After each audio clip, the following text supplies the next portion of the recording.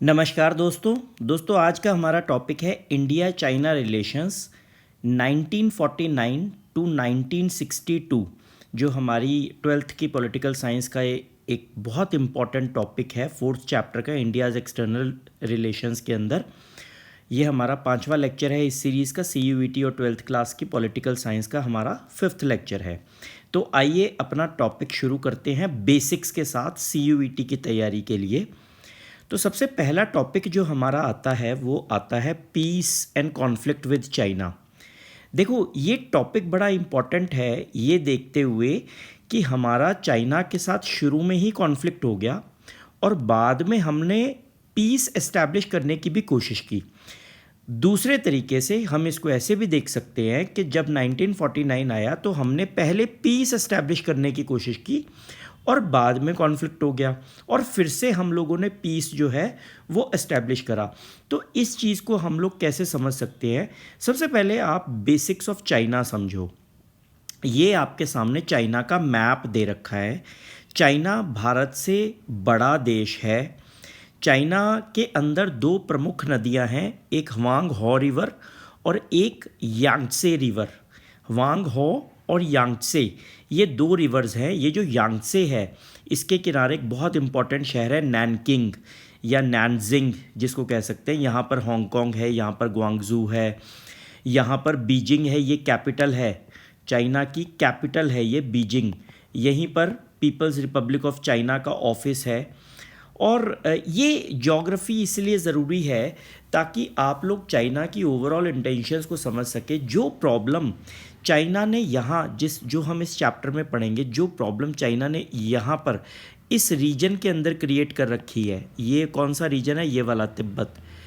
कुछ कुछ वैसी ही समस्या यहाँ पर हांगकांग में भी है, कुछ कुछ वैसी ही समस्या यहाँ पर ताइवान में भी है, कुछ कुछ ऐसी ही समस्या यहाँ पर नॉर्थ में जो मंगोलिया पड़ता है, मंगोलिया में भी वैसी कुछ समस्या है। चाइना की एक नेचर है। नेचर कौन सी है? एक्सपेंशनिस्ट नेचर है चाइना की। ये चाइना की जो कम्युनिस्ट सरकार है ना, जो कम्युनिस्ट सरकार है, ये उसकी एक्सपेंशनिस्ट नेचर है। इसीलिए दुनिया के अंदर ज़्यादातर जहाँ पर भी आप चाइना का नाम सुनेंगे वहाँ पर कहीं ना कहीं किसी ना किसी तरीके से, चाहे इकोनॉमिक हो चाहे टेरिटोरियल हो, चाइना की ये कोशिश रहती है कि अपने एरियाज़ को बढ़ाया जाए। और केवल मंगोलिया के साथ नहीं, रशिया के भी कुछ एरियाज़ के अंदर चाइना जो है अपना ये दिखाता है कि ये एरिया हमारा है। तो सोचने वाली बात यह है कि ये चाइना की बेसिक नेचर है। और ये नेचर कब से है? जब से चाइना एस्टैब्लिश हुआ है। तो क्या है चाइना की हिस्ट्री? थोड़ी सी हिस्ट्री देखेंगे ना हम तो हमारे को चाइना के साथ इंडिया के रिलेशंस बहुत अच्छे से समझ में आएंगे। Peace and conflict with China में देखिए, कम्युनिस्ट चाइना जो है ये 1949 में बना था। इसका क्या मतलब है? चाइना के अंदर सरकार हुआ करती थी। 1949 के अंदर पीपल्स रिपब्लिक ऑफ चाइना का गठन हुआ। 1927 से लेकर 1949 तक चाइना के अंदर एक सिविल वॉर हुई। ये सिविल वॉर जो है दो पार्टीज़ के बीच में हुई। कौन कौन सी? एक थी कोमिंतांग पार्टी और एक थी कम्युनिस्ट पार्टी ऑफ चाइना।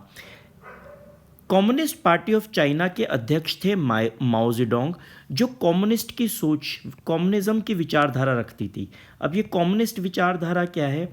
आप लोगों को यहाँ पर समझ में आएगा कि cold war era, cold war की जो लड़ाई थी वो भी तो इन दो आइडियोलॉजीज़ के बीच में हो रही थी। कोमिंतांग पार्टी चियांग काई शेक की ये थोड़ी सी रिफॉर्मिस्ट थी, ये जो थी थोड़ा सा डेमोक्रेसी की तरफ टिल्टेड थी। तो आप देख सकते हैं कि जो कोल्ड वॉर आपने थर्ड चैप्टर के अंदर पढ़ी, आपने अभी फोर्थ चैप्टर में पिछले लेक्चर में पढ़ी थी, जो कोल्ड वॉर आप अपनी दूसरी किताब में पढ़ेंगे, वो कोल्ड वॉर तो आपने पढ़ी थी जहां दुनिया के सारे देश डिवाइड हो गए थे। पर यहाँ पर एक कोल्ड वॉर आपको नज़र आएगी विद इन द कंट्री। किस किस के बीच में? कोमिंतांग पार्टी और कम्युनिस्ट पार्टी ऑफ चाइना। जहाँ कोमिंतांग पार्टी रिफॉर्मिस्ट थी, थोड़ी सी डेमोक्रेटिक थी, वहीं कम्युनिस्ट पार्टी ऑफ चाइना जो है माओ जेडोंग के अंडर वो पूरे तरीके से कम्युनिस्ट थी। किसको सपोर्ट मिला, किसका? यूएसएसआर का सपोर्ट किसको मिला? कम्युनिस्ट पार्टी ऑफ चाइना को। यूएसएसआर उस टाइम पर बहुत ज़्यादा ताकतवर हो गया था, तो obviously communist party of China Mao Zedong की ये पार्टी उस पावर स्ट्रगल के अंदर जीत जाती है, और कोमिंतांग पार्टी के जो चियांग काई शेक है ये भाग जाते हैं। ये भाग कर कहाँ जाते हैं? ये जाते हैं ताइवान। आज भी ताइवान जो है वो डेमोक्रेटिक है, इतिहास वही है। आज भी ताइवान जो है वो डेमोक्रेटिक है, और जो चाइना है वो कम्युनिस्ट है। तो establishment of people's republic of China मतलब आज का चाइना, और रिपब्लिक ऑफ चाइना का क्या मतलब है? ताइवान। तो ताइवान जो है ये रहा ताइवान। अखबार वगैरह अगर आप पढ़ते होंगे अपनी CUET की तैयारी के लिए, तो आपने ये सुना होगा कि ताइवान हर दूसरे तीसरे दिन ये कहता है कि यार हमें चाइना से बचाओ, चाइना हम पे अटैक करेगा। चाइना का कहना है कि ताइवान अलग थोड़ी है, हमारे ही तो पार्ट है। डेमोक्रेसी कैसे इस्टेब्लिश कर ली? कम्युनिस्ट ही तो है ये। जबकि ताइवान अपने आप को पूरे तरीके से रिपब्लिक ऑफ चाइना बोलता है, और चाइना जो है असली चाइना, ये जो मेनलैंड चाइना है, ये कौन है? यह पीपल्स रिपब्लिक ऑफ चाइना। तो ये जो डिवीज़न हुआ ये कब हुआ? 1949 में। तो इसका मतलब क्या हुआ कि जो मेनलैंड चाइना है वो यूएसएसआर की मदद से क्या बना? कम्युनिस्ट चाइना बना। वो क्या बना? Communist China. कम्युनिस्ट्स की एक खास बात है, ये जो कम्युनिस्ट्स होते हैं ना, ये डेमोक्रेसी को प्रमोट नहीं करते, ये डेमोक्रेसी के खिलाफ हैं। ये मल्टी पार्टी सिस्टम में बिलीव नहीं करते। इनका मानना है कि अगर मल्टी पार्टी सिस्टम होगा तो वो कंट्री कभी भी स्टेबल नहीं हो सकता। ये मानते हैं कि अगर कंट्री को स्टेबिलिटी चाहिए, अगर पॉलिटिकल स्टेबिलिटी चाहिए, तो वहाँ पर वन पार्टी रूल ही होना चाहिए। वन पार्टी रूल होना चाहिए, और वन पार्टी रूल कहाँ पर होता है? जहाँ कम्युनिस्ट होता है। तो इंडिया चाइना के रिलेशंस, आप ये समझ सकते हैं कि इंडिया चाइना के रिलेशंस शुरू से ही इसका मतलब प्रॉब्लमेटिक हो सकते हैं, लेकिन फिर भी इन्होंने कोशिश की कि रिलेशंस को फ्रेंडली नोट पर शुरू करा जाए, और इंडिया चाइना के रिलेशंस फ्रेंडली नोट पर शुरू हुए थैंक्स टू जवाहरलाल नेहरू। उन्होंने स्टार्टिंग से ही ये रखा कि हमें चाइना के साथ पीस एस्टैब्लिश करनी है। तो इंडिया डिस्पाइट द फैक्ट कि एक डेमोक्रेटिक कंट्री था, was the first non communist country to recognise China. उन्होंने कहा कि कोई बात नहीं, चाइना में अगर कम्युनिस्ट सरकार आई है हम उसका समर्थन करते हैं, सपोर्ट करते हैं। तो India among the first countries to recognise communist China. Nehru बहुत ज़्यादा स्ट्रांगली फील करते थे चाइना के लिए, इमोशनल थे, और नेहरू बिलीव करते थे कि चाइना कभी कुछ गलत नहीं करेगा। क्यों? क्योंकि नेहरू ने भी एक स्ट्रगल किया था, और यहाँ पर भी जो सरकार बनी थी पीपल्स रिपब्लिक ऑफ चाइना, इनकी भी स्ट्रगल की कहानी बहुत ज़बरदस्त थी। ये जो कम्युनिस्ट पार्टी ऑफ चाइना है, इनकी भी अगर आप कहानी सुनेंगे, 1934 का लॉन्ग मार्च पढ़ेंगे, इनके बारे में भी जब आप पढ़ेंगे तो आप देखेंगे कि बहुत ज़्यादा स्ट्रगल इन्होंने भी किया अपनी कंट्री के ऊपर कंट्रोल करने में। जबकि चियांग काई शेक की कोमिंतांग पार्टी किसी ज़माने में बहुत ताकतवर थी, और बहुत ज़्यादा स्ट्रगल करना पड़ा कम्युनिस्ट पार्टी ऑफ चाइना को। तो उनको वो स्ट्रगल नज़र आ रहा था, जिस वजह से उनका कहना था कि मैं चाइना के साथ हूँ, उनकी स्ट्रगल के साथ हूँ, और इसलिए मैं कम्युनिस्ट चाइना का सपोर्ट करता हूँ। लेकिन जो बाकी लोग थे, बाकी लोग जैसे कि उस टाइम पे पटेल और उनकी जो नेहरू की जो बाकी कैबिनेट हुआ करती थी, उनको लगता था कि हमें चाइना के ऊपर इतना ज़्यादा भरोसा नहीं करना चाहिए। तो यही कहानी जब आगे चल रही थी, तो क्योंकि नेहरू प्रधानमंत्री थे, उनको लगता था कि हमें चाइना का सपोर्ट करना चाहिए, तो इसीलिए उन्होंने चाइना के साथ बहुत फ्रेंडली रिलेशंस मेंटेन करने शुरू करे right from the beginning.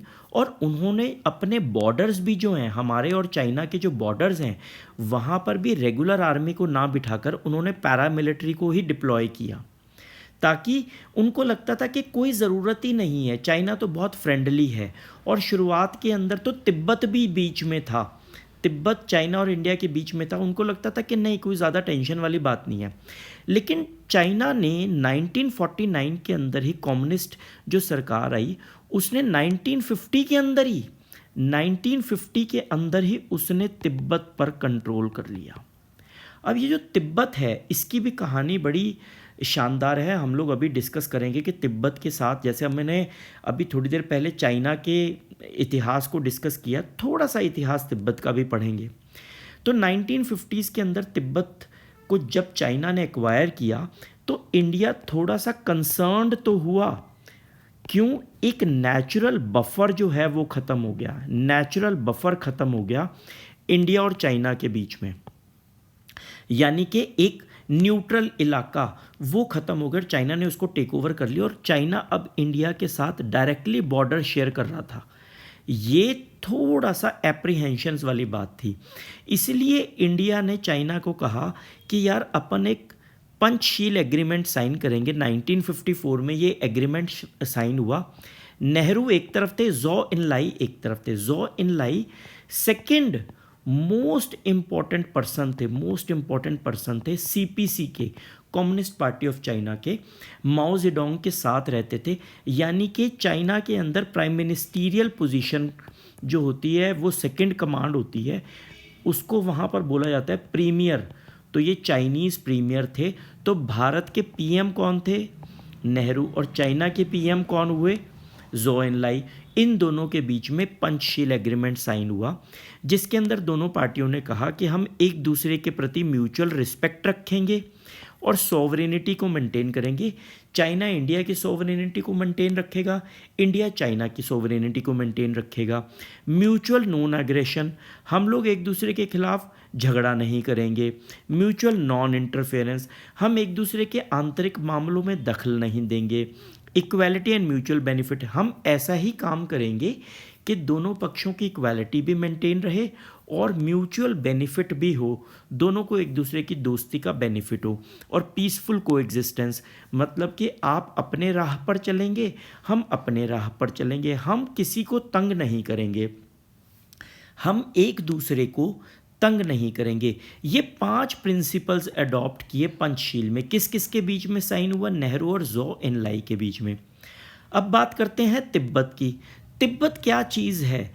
Tibet जो है इंडिया और चाइना के बीच में एक बफर स्टेट था। कौन था? एक बफर स्टेट था। ये बुद्धिस्ट लोगों के द्वारा, यहाँ पर बुद्धिस्ट लोग रहा करते थे। तिब्बत 1911 तक चाइना के कंट्रोल में था, लेकिन 1911 के अंदर चाइना में किंग डायनेस्टी का अंत हुआ और किंग डायनेस्टी का अंत होने के बाद 1911 से लेकर 1950 तक तिब्बत जो है ये ऑटोनॉमस रहा।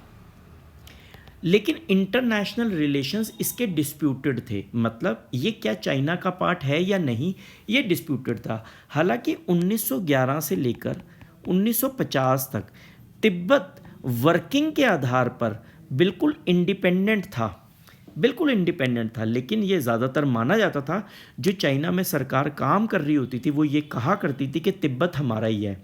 और इसीलिए 1950 में जब उन्होंने टेक ओवर किया तो हम लोगों ने भी कुछ ज़्यादा नहीं किया।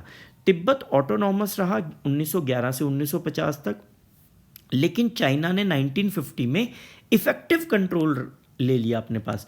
इंडिया क्वाइट रहा। क्वाइट मतलब इंडिया चुपचाप रहा 2 कारणों से। पहला कारण तो ये, इंडिया ने खुद तो हथियाना नहीं था तिब्बत को, इंडिया का तो तिब्बत पार्ट नहीं था। इंडिया ये चाहता था कि तिब्बत जो है वो इंडिपेंडेंट रहे, ऑटोनॉमस रहे, लेकिन फॉरेन रिलेशंस के अंदर तिब्बत जो है पूरे तरीके से इंडिपेंडेंट नहीं था। तो चाइना ने जब तिब्बत को एक्वायर किया तो भारत ने इसको किस्मत समझकर भारत चुप कर गया। इसको बोलते हैं, कई बार एक वर्ड यूज़ किया जाता है, फेट एक्म्प्लाई। जो किस्मत में है, जो हो गया उसको हो जाने दो, हम इसमें ज़्यादा पंगा नहीं करेंगे। तो भारत जो है वो चुपचाप रहा। भारत इसमें एशियन यूनिटी को भी मेंटेन करना चाहता था और कहीं ना कहीं ये भी चाहता था कि दोस्ती बरकरार रहे चाइना के साथ, चुपचाप रहो, क्या दिक्कत है। और 1954 में इसी चीज़ को देखते हुए पंचशील एग्रीमेंट साइन किया चाइना के साथ कि चलो जो हो गया, आगे हम किसी के साथ कोई भी इंटरफेरेंस नहीं करेंगे। 1956 के अंदर दलाई लामा जौ एनलाई के साथ भारत आए और भारत आके उन्होंने कहा कि देखो जी, मैं आ तो गया हूँ, भारत तो मैं आया हूँ, लेकिन ये चाइना वाले थोड़ा सा तंग करते हैं। भारत ने चाइना को बोला कि आप तिब्बत के कल्चर को प्रिजर्व रखिएगा, तो चाइना ने बोला कि हम बिल्कुल प्रिजर्व रखेंगे, आप चिंता मत करो। तिब्बत का जो स्पिरिचुअल कल्चर है उसके साथ इंटरफेरेंस नहीं होगी। तिब्बत के लोग अपनी भाषा इस्तेमाल कर सकते हैं, अपना धर्म फॉलो कर सकते हैं, अपने रिलीजियस स्क्रिप्चर्स को फॉलो कर सकते हैं और लोकल लेवल पर अपने कानून बना सकते हैं, हमें कोई भी दिक्कत नहीं है। लेकिन असल में चाइना ने ऐसा नहीं किया। वहाँ पर उसने चाइना के नेशनल्स को बसाना शुरू किया, वहाँ के कल्चर को सप्रेस करने की कोशिश की, वहाँ के लोगों को दबाना शुरू किया और बुद्धिस्ट लोगों को तंग करना शुरू किया, जिससे कि तिब्बत के अंदर 1958 में आर्म्ड अपराइजिंग हुई। तिब्बत के लोग हथियार लेकर चाइना के अगेंस्ट खड़े हो गए और चाइना ने भी मिलिट्री का यूज़ किया। चाइना ने क्या यूज़ किया? मिलिट्री का यूज़ किया और उन्हें सप्रेस करने की कोशिश की। एक रात ऐसा हुआ कि पता लगा दलाई लामा को कि हमारे को कल का दिन हमारा मतलब आखिरी दिन हो सकता है। चाइना वाले उठा के या तो हमें हमेशा के लिए जेल में डाल देंगे या फिर हमारे को कल को गोली मार देंगे। तो रातों रात दलाई लामा जो है वहाँ से निकल लिए और कई दिन की यात्रा करते हुए पैदल ही चाइना की आर्मी से बचते बचाते भारत के अंदर पहुँच गए। भारत में नेहरू को खबर मिली, नेहरू ने दलाई लामा को रिसीव करवाया और उन्हें असाइलम प्रोवाइड की। असाइलम का दूसरा वर्ड होता है रेफ्यूज। तो भारत ने उनको रेफ्यूज दी, असाइलम दिया, घर दिया और उन्हें कहा कि आप यहाँ पर रह सकते हो। दलाई लामा अकेले नहीं आए थे, दलाई लामा के साथ हज़ारों और तिब्बतन्स आए थे। तो भारत ने हिमाचल प्रदेश में एक जगह है धर्मशाला, तो धर्मशाला में उनके रहने का प्रबंध किया और कहा कि आपका जब तक मन हो तब तक धर्मशाला में आप रह सकते हो, अपनी सरकार बना सकते हो, हमसे आपको जो भी चाहिए हम आपको प्रोवाइड करेंगे। आज भी धर्मशाला के अंदर मैक्लियोडगंज के अंदर जो बुद्धिस्ट मोनेस्ट्री बनी हुई है वो अपना एडमिनिस्ट्रेशन खुद करती है। तिब्बत की सरकार भारत से चलाने की कोशिश करती है और अपने हकों के लिए लड़ने की कोशिश करती है। हालांकि भारत अपनी ज़मीन पर ये नहीं कहता कि आप चाइना के अगेंस्ट में नारेबाजी करो या कुछ ऐसा करो, लेकिन भारत उनको ये कहता है कि आपको हमने जगह दे रखी है और आप यहाँ शांति से रह सकते हो। तो इससे जो है चाइना बहुत खफा हो गया। 1959 के अंदर चाइना का ये कहना था कि भाई हम लोगों ने तो पंचशील एग्रीमेंट साइन कर रखा है, हम एक दूसरे के मामलों में दखल नहीं देंगे। ये जो दलाई लामा है ये मेरा प्रिजनर है, एक तरह से मेरे खिलाफ इसने एक षड्यंत्र रचा है। तुमने इसको अपने घर में पनाह क्यों दी? तुमने ये गलत किया। लेकिन भारत का ये मानना है कि हमने किसी क्रिमिनल को पनाह नहीं दी है, हमने तो एक बहुत बड़े स्पिरिचुअल लीडर को पनाह दी है, क्योंकि शायद हमें लगता है कि आप इनके कल्चर के साथ गलत कर रहे हो। तो इस बात के अंदर ये दोनों देश एक दूसरे के आमने सामने हो गए। तो चाइनीज़ इन्वेजन 1962 की अगर हम बात करें तो दो डेवलपमेंट्स ऐसी थी जिसने इंडिया चाइना के जो रिलेशंस थे उनको ख़राब किया। पहला, जब चाइना ने तिब्बत को अनेक्स किया तो हिस्टोरिकल बफर ख़त्म हो गया। इंडिया ने इनिशियली तो इसको अपोज नहीं किया, लेकिन जब तिब्बत के कल्चर को सप्रेस किया जाने लगा तो इंडिया ने दलाई लामा को 1959 के अंदर असाइलम प्रोवाइड किया। इससे चाइना फ्रस्ट्रेट हो गया। चाइना का कहना था कि दलाई लामा मेरा क्रिमिनल है, इसने यहाँ पर जुर्म किया है और आप कृपया इसको मुझे सौंप दीजिए। लेकिन भारत ने इसको मना किया। चाइना ने इंडिया को ब्लेम किया कि हमने उनके इंटरनल मैटर्स के अंदर मेडल किया है, हमने क्या किया है, हमने इंटरफेयर किया है। तो चाइना को ये चीज़ पसंद नहीं आई। लेकिन हमारा क्या कहना था कि हमने मेडल नहीं किया, इंटरफेयर नहीं किया इंटरनल मैटर्स के अंदर, हमने केवल एक जस्टिफाई किया है, एक जस्टिस प्रोवाइड की है एक स्पिरिचुअल लीडर को। ये तिब्बत वाला मैटर भारत और चाइना के बीच में पहला मैटर था। दूसरा मैटर क्या था? दूसरा मैटर आपको ये फ़ोटो देख के समझ में आएगा। ये फ़ोटो देखिए आप, इस फ़ोटो में आपको नज़र आ रहा है ये वाला हिस्सा, ये भारत है, ये पूरा इंडिया है, लेकिन ये जो लाल एरिया आपको नज़र आ रहा है, चाइना का कहना है कि ये उसका इलाका है। चाइना ये कहता है कि ये जो बाउंड्री है, ये पूरा का पूरा लाल एरिया जो है, ये चाइना को बिलोंग करता है। अच्छा, भारत इसको अपना इलाका और इसको चाइना का इलाका, कौन सही है कौन गलत है, इसका फैसला कैसे होगा? बड़ा सिंपल है। भारत कह रहा है देखो भाई, हमने जो है अपना एडमिनिस्ट्रेशन हमने लिया है ब्रिटेन से। हमने किससे लिया है? हमने ब्रिटेन से लिया है, और ब्रिटेन ने यही बाउंड्री बना रखी है। ब्रिटेन की बाउंड्री क्या है? यही है बाउंड्री। ये बाउंड्री ब्रिटेन ने बनाई थी, और ये बाउंड्री ब्रिटेन के एक जनरल ने, जिसका नाम था मिस्टर मैकमहन, तो मिस्टर मैकमहन ने ये लाइन बनाई थी, ये बाउंड्री बनाई थी। हमने उनसे एडमिनिस्ट्रेशन लिया है, इसलिए हमारे लिए यही लाइन फाइनल है। लेकिन चाइना का क्या कहना है? चाइना का ये कहना है कि हम मैकमहन लाइन और ब्रिटेन की लाइन को मानते ही नहीं है। ये तो इम्पीरियलिस्ट पावर्स थी, ये तो इम्पीरियलिस्ट पावर्स थी, हम इनकी बात ही नहीं मानेंगे, हम तो पुराना इतिहास उठाएंगे। अच्छा, कब का इतिहास उठाओगे? जबकि हमारी मर्जी होएगी उस समय का इतिहास उठाएंगे। ऐसा नहीं है कि इसके बाद ये भी हुआ था वो भी हुआ था, नहीं। जब हमारी मर्जी है, जब हमारा मन करेगा, उस ज़माने का इतिहास हम उठाएंगे, और उसके बेसिस पर हम ये डिसाइड करेंगे कि कौन सा हिस्सा हमारा है और कौन सा इंडिया का है। और इस हिसाब से जो हमने आखिरी बार अपना हिस्सा उठाया, तो हमारे हिसाब से तो ये जो लाइनें हैं, ये जो हिस्सा है लाल वाला, ये हिस्सा हमारा है। तो ये चाइना का कहना है। तो इंडिया चाइना का बॉर्डर इशू आया, कॉलोनियल बॉर्डर का प्रिंसिपल भारत अडॉप्ट करता था, लेकिन चाइना उसको नहीं मानता था। चाइना अक्साई चिन, ये वाला हिस्सा अक्साई चिन का, और नेफा, नॉर्थ ईस्ट फ्रंटियर एजेंसी, आज जिसको हम अरुणाचल प्रदेश कहते हैं, ARP अरुणाचल प्रदेश, किसी ज़माने में उसको नेफा कहा जाता था, नॉर्थ ईस्ट फ्रंटियर एजेंसी या नॉर्थ ईस्ट फ्रंटियर एरिया इसको कहा जाता था। और चाइना ये दोनों ही एरिया को क्लेम करता था। चाइना ने क्या किया, 1955, 56, 57 के अराउंड चाइना ने चुपचाप अक्साई चिन के अंदर रोड कंस्ट्रक्शन शुरू कर दी, रोड्स बना दी इस एरिया में। यहाँ से यहाँ तक चाइना ने रोड बना दी। कब बनाई ये रोड? 1956-57 के अंदर ये रोड बन के तैयार हो गई। 1958 के अंदर भारत को पता लगा कि ये रोड चाइना ने अक्साई चिन में बना दी है। तिब्बत और जिंजियांग, यहाँ पर कौन सा प्रोविंस है? जिंजियांग प्रोविंस और तिब्बत प्रोविंस को जोड़ते हुए एक रोड अक्साई चिन के बीच में बना दी है। 1958 के अंदर पता लगा, नेहरू ने इमीडिएटली प्रोटेस्ट किया, लेकिन जो प्रोटेस्ट है वो डिप्लोमेटिक था। ऐसा नहीं है कि इंडिया ने चाइना के ऊपर अटैक कर दिया।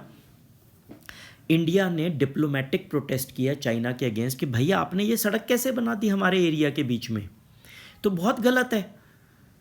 तो इंडिया ने प्रोटेस्ट किया, और आगे चलकर 1961 के अंदर इंडिया ने फॉरवर्ड पोस्ट की पॉलिसी भी अडॉप्ट करी।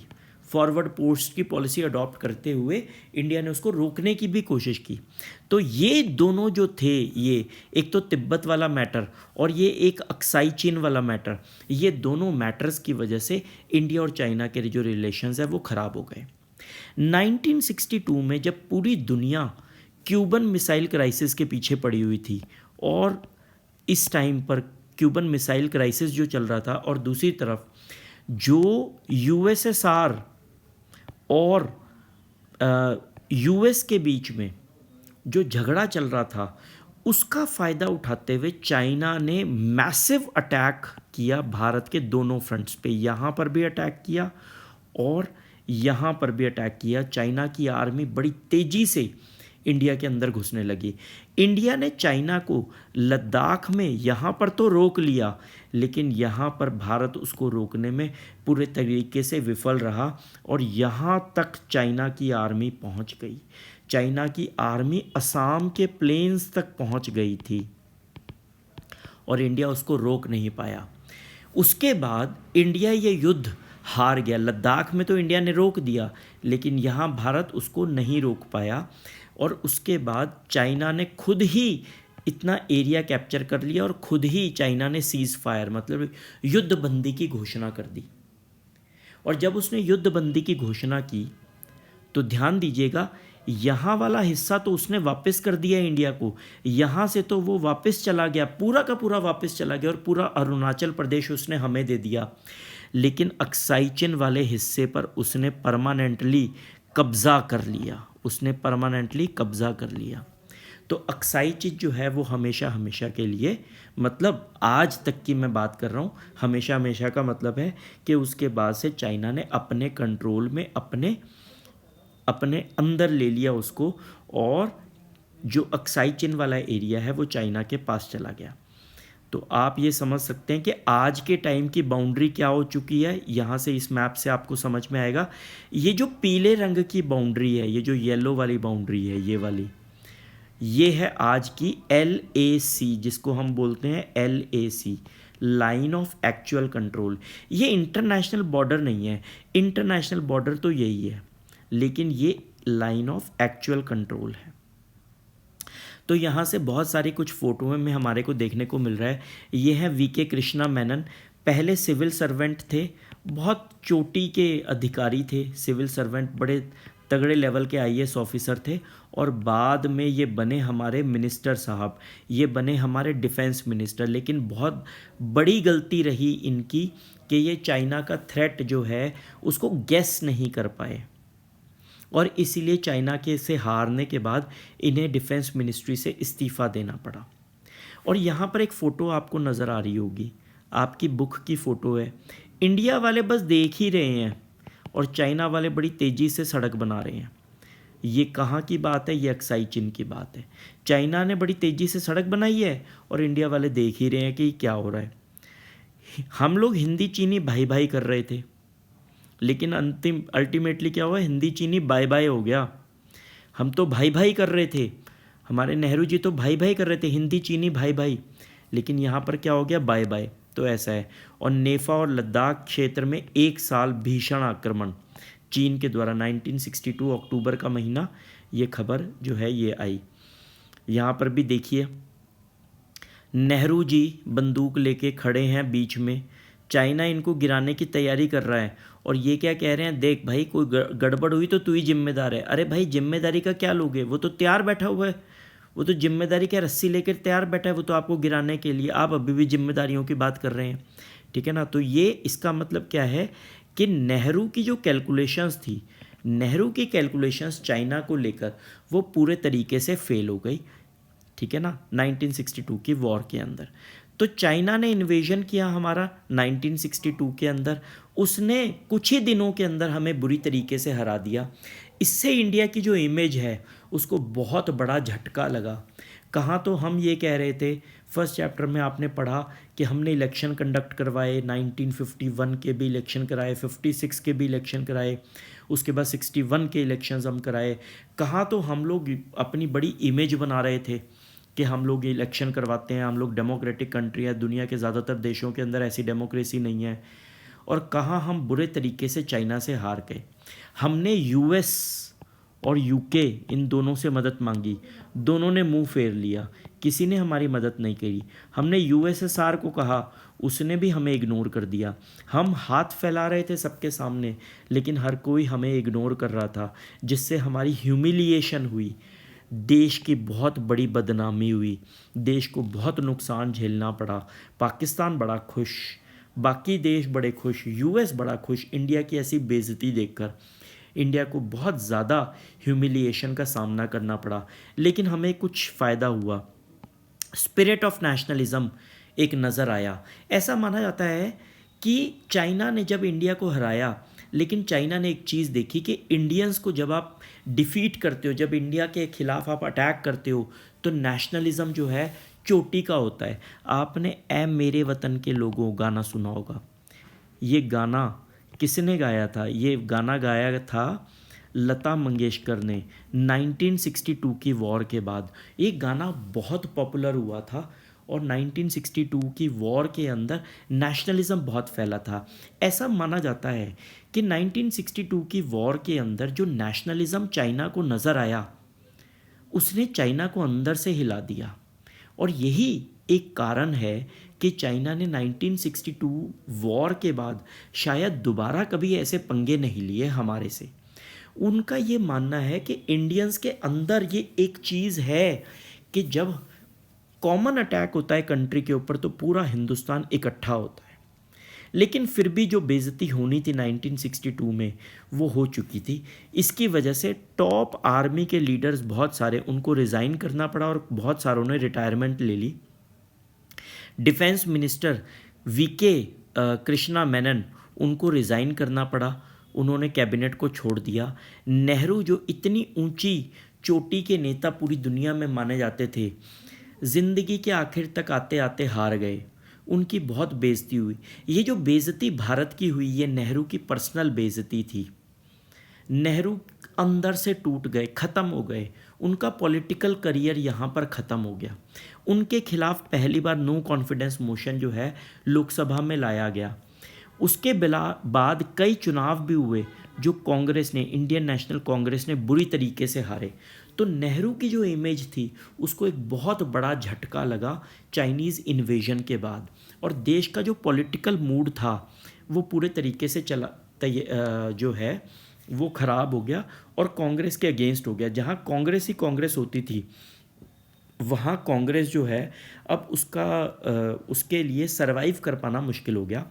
आपने देखा 1961-62 के चुनाव भी कांग्रेस चाहे जीत गई थी, लेकिन इसके बाद जो अगले चुनाव आए और 1967 आया, पहली बार 1967 के अंदर कांग्रेस की सरकार तो बनी लेकिन पूरे तरीके से नहीं बनी थी, उसे गठबंधन को करना पड़ा अपने साथ, बाकी पार्टियों के साथ हाथ मिलाना पड़ा। तो यानी कि इस पर्टिकुलर इन्वेजन ने कांग्रेस पार्टी को एक अनमैच्ड, इससे पहले इतनी बड़ी टक्कर जो है कांग्रेस पार्टी को किसी से नहीं मिली थी। तो चाइना की इन्वेजन ने कांग्रेस पार्टी की धज्जियां उड़ाकर रख दी।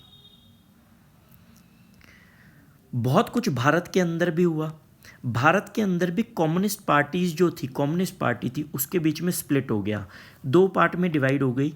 एक पार्टी यूएसएसआर के पीछे रही और दूसरी पार्टी चाइना के पीछे लग गई। तो जो चाइना के पीछे पार्टी लगने वाली थी वो कौन सी थी? वो थी CPIM, मार्क्सिस्ट। ये कांग्रेस से दूर चली गई और ये चाइना के ज़्यादा क्लोज़र थी। चाइना की जो आइडियोलॉजी थी, चाइना की जो कम्युनिस्ट पार्टी ऑफ चाइना की आइडियोलॉजी थी, वो इन्होंने अडॉप्ट करके चली। तो इस वजह से ये चाइना के ज़्यादा क्लोज हो गई और कांग्रेस से दूर हो गई। इसलिए कांग्रेस की सरकार ने, गवर्नमेंट ऑफ इंडिया ने इनके खिलाफ एक्शन लेना शुरू किया और इनके बहुत सारे नेताओं को अरेस्ट कर लिया गया। क्यों? क्योंकि वो प्रो चाइना, मतलब चाइना के फेवर के अंदर भाषण दिया करते थे। इसने पूरे के पूरे नॉर्थ ईस्ट को, हमारे नॉर्थ ईस्ट को हिलाकर रख दिया और वहाँ की सिचुएशन कितनी वॉलेटाइल है इसके बारे में हमें बताया। हमारा जो नॉर्थ ईस्ट का रीजन है जिसमें 7 सिस्टर्स बुलाते हैं, कौन कौन सी? असम, अरुणाचल प्रदेश, नागालैंड, मणिपुर, मिज़ोरम, त्रिपुरा, सिक्किम, ये सब जो स्टेट्स हैं ये कितने वॉलेटाइल हैं, कितने कमज़ोर हो सकते हैं। समय आने पर कोई इनको मिसयूज़ कर सकता है इनकी कमज़ोरी को। तो इसलिए गवर्नमेंट ऑफ इंडिया ने उसको अलर्ट किया और वहाँ पर अपनी जो सेनाएं हैं उसको बढ़ाया। नेशनल इंटीग्रेशन का भी एक बहुत बड़ा चैलेंज, यूनिटी का एक बहुत बड़ा चैलेंज इंडिया को देखने को मिला। तो इसीलिए भारत ने रीऑर्गेनाइजेशन का जो प्रोसेस है उसको शुरू किया कि हम किसी भी तरीके से मिलकर रहें। तो ऐसे में नॉर्थ ईस्ट के बारे में उनको नज़र आया कि हमें नागालैंड को स्टेट बना देना चाहिए। नागालैंड को स्टेट बना दिया और मणिपुर और त्रिपुरा जो यूनियन टेरिटरीज़ थे उनके अंदर लेजिस्लेटिव असेंबली को इंट्रोड्यूस कर दिया, यानी कि एक चीफ मिनिस्टर होगा और काउंसिल ऑफ मिनिस्टर्स होंगे।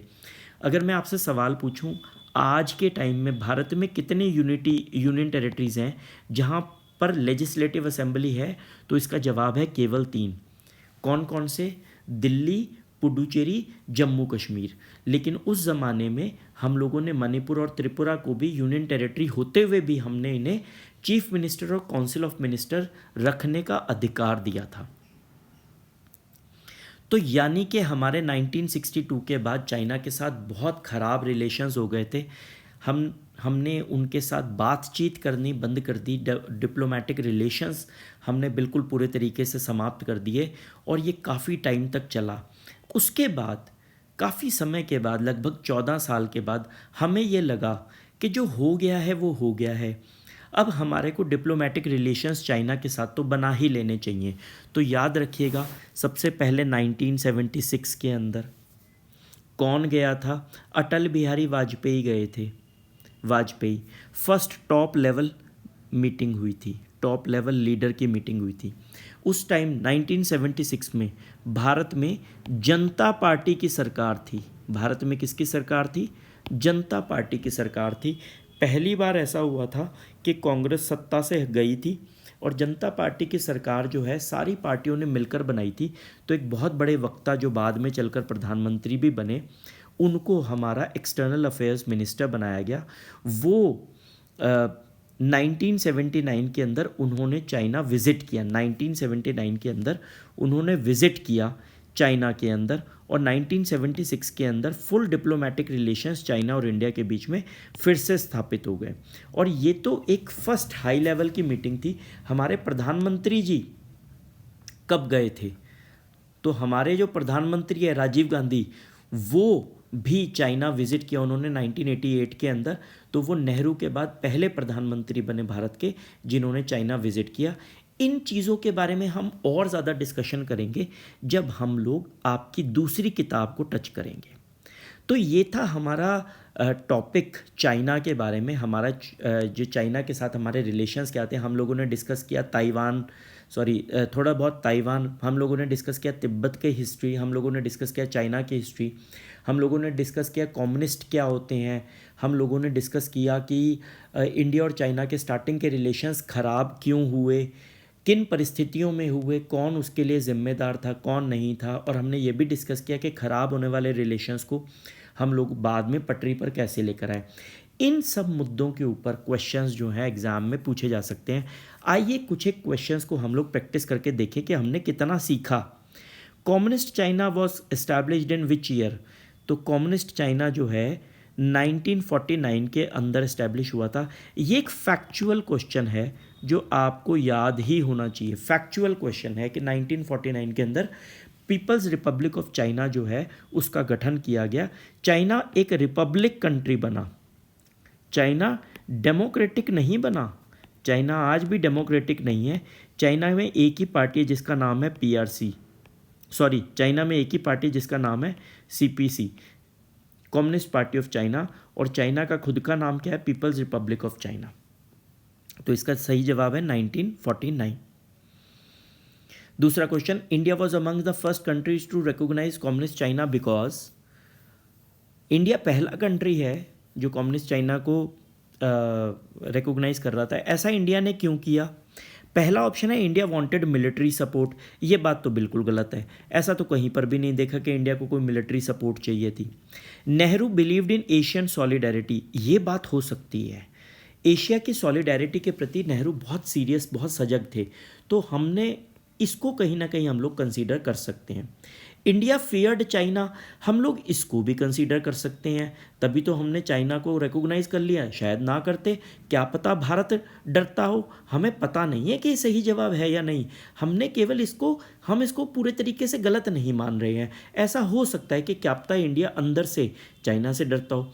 India was under the pressure from USSR। ऐसा तो कुछ नहीं है। इंडिया ने US का प्रेशर नहीं झेला, US का कहाँ से झेल लेंगे। तो बचे ऑप्शंस B और C। India believed in Asian solidarity और दूसरा है इंडिया फियर्ड चाइना। अब देखो, हम भारत के निवासी हैं और हमने कहीं ऐसा पढ़ा भी नहीं है, तो इसलिए हम ये तो मान सकते कि इंडिया चाइना से डरता वर्ता तो था नहीं। अगर डरता होता तो फॉरवर्ड फ्रंट की जो पॉलिसी मैंने आपको बताई, फॉरवर्ड फ्रंट की जो पॉलिसी इंडिया ने 1961 में अडॉप्ट करी, इंडिया उस पॉलिसी को कभी अडॉप्ट ना करता अगर इंडिया चाइना से डरता होता। इसलिए हम लोग ये कह सकते हैं कि हम लोग चाइना से डरते वरते तो नहीं थे, ठीक है ना। तो इसलिए हम ये कह सकते हैं कि इसका जवाब ये भी गलत है।